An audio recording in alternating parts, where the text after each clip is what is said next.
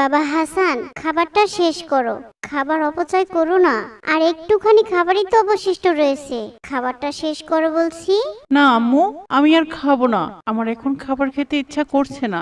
হাসান, খাবারটা অপচয় করো না বাবা। তুমি কি জানো অপচয়কারীকে আল্লাহ পাক পছন্দ করেন না? তুমি নিশ্চয়ই আল্লাহর প্রিয় বান্দা হতে চাও, আর আল্লাহর প্রিয় বান্দারা কখনোই অপচয় করে না। হ্যাঁ বাবা, আমি অবশ্যই আল্লাহর প্রিয় বান্দা হতে চাই। তাহলে এবার খাবারটা অপচয় না করে খেয়ে নাও বাবা।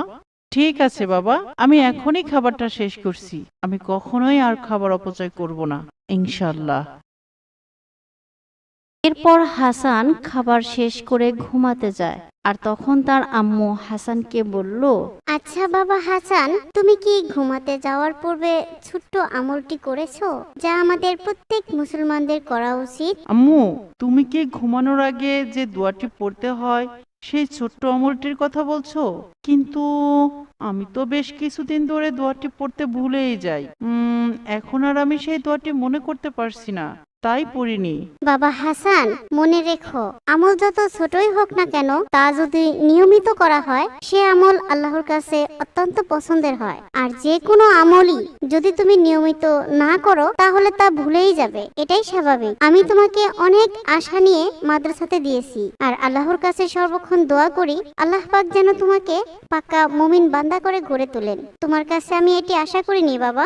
আম্মু, আমার ভুল হয়ে গেছে, আমাকে তুমি মাফ করো।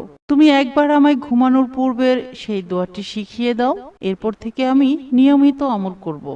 আচ্ছা ঠিক আছে, ঘুমানোর পূর্বের দোয়াটি হলো আল্লাহুম্মা বিইসমুকা আমুতু আহিয়া। এই দোয়াটি ঘুমানোর আগে প্রতিদিন 3 বার করে পড়তে হয়। বাবা, তুমি এবার একটু পড়ো দেখি।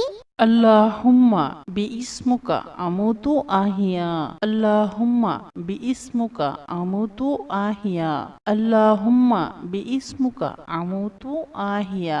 এবার তুমি ঘুমিয়ে পড়ো বাবা, আমি আসি। আল্লাহ হাফেজ। আল্লাহ হাফেজ আম্মু। পরের দিন হাসান তার বাবার সাথে বাজার থেকে ফিরছিল। পথিমধ্যে দেখলো একটা অ্যাক্সিডেন্ট হয়েছে, আর একজন লোক প্রচন্ড আঘাত পেয়ে পড়ে আছে। এরপর হাসান ও তার বাবা সেখানে এগিয়ে গেল। কি হয়েছে ওনার? এভাবে পড়ে আছেন কেন? আর আপনারাই বা দাঁড়িয়ে দেখছেন?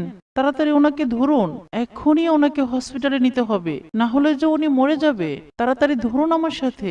না ভাই, আমরা কেউ ধরতে পারবো না। কোন জায়গার না কোন জায়গার লোক, না জানি কোন বিপদ হয়, পুলিশ কেসও হতে পারে। আমরা ধরতে পারবো না ভাই। সি সি, এসব কি বলছেন আপনারা? আল্লাহ আপনাদের হেদায়েত দান করুন। বাবা হাসান,